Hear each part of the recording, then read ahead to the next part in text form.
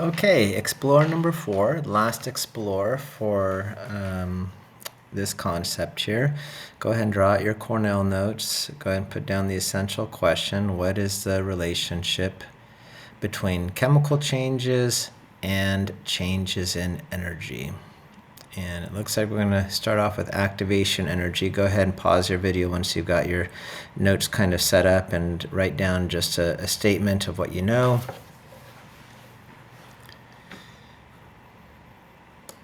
All right, well, hopefully you took a moment to write down what you know.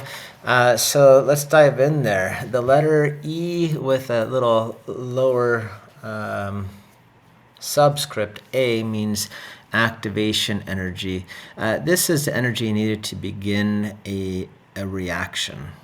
Okay. For example, here we have an exothermic reaction. Here, potential energy, chemical potential energy on the left, reaction pathway on the x-axis.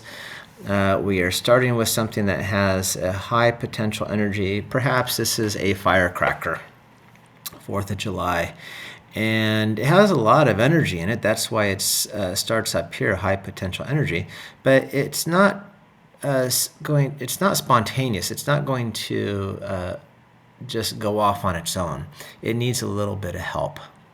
Okay, so we're going to give it a little bit of energy input just to get it going. But after that, it has sufficient energy. It's spontaneous enough that it'll then go ahead and drive itself all the way to the end. And as it does it, you know it's going to be releasing a lot of energy.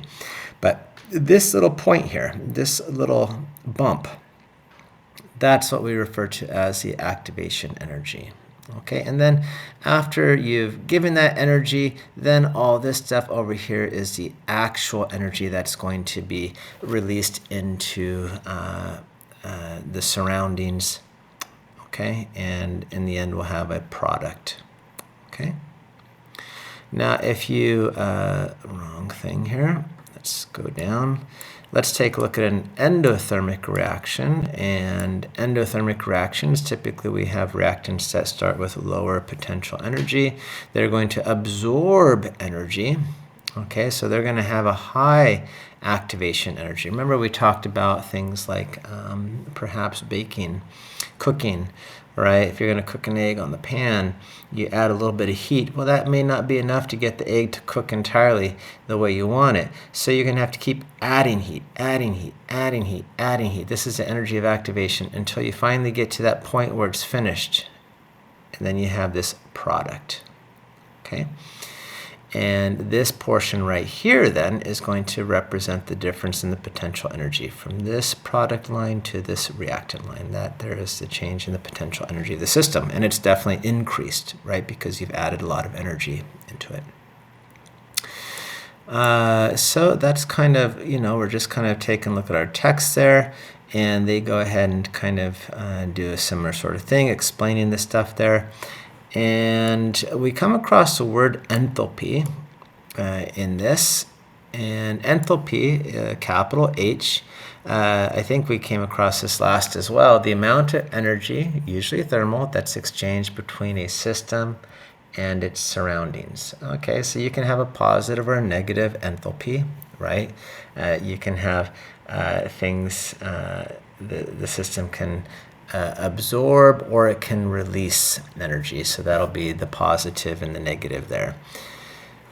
All right, the last couple things that we want to kind of mention here are, well, you can't always do calorimetry experiments. Some experiments just proceed too slowly, so you're going to have other tools in your tool bag. One of them is going to be what we call involves something called Hess's law. Okay, and so here I said there's two different ways if you are dealing with slow reactions. One is Hess's law and the other one is the heat of reaction. So what is Hess's law? It basically says the enthalpy change of a reaction is the same no matter how many intermediate steps occur. And they kind of give you this example of a guy who's two people hiking up a mountain, and one of them goes straight up the mountain while the other one zigs and zags their way up the mountain. In the end, they both make up the mountain, and according to Hess's law, the enthalpy, the change of the reaction, is going to be the same no matter how many zigs and zags you go. You're going to have the same change of the enthalpy change is going to be the same regardless of the pathway it takes to get there. Okay, and then the heat of reaction, again, we're just kind of right now taking a moment just to define these things. The change in the enthalpy of a chemical reaction that occurs at a constant pressure in which 1 mole of a substance is formed from its elements. Okay, that is the definition of the heat of reactions. These values are called standard heats of formation, designated with the delta H degrees F. And the standard heat of formation of an element is defined as 0 kilojoules per mole. And I'm just going to kind of leave it there at this point, and we'll further talk about this in class. But right now, let's just go ahead and make sure you have kind of at least an idea that there's some other ways of determining enthalpy. Okay? And I think that's going to do it for us there. So go ahead and let's just make sure here. Yep, let's just go ahead and write your summary paragraph and tell me what you learned, and we'll talk to you soon.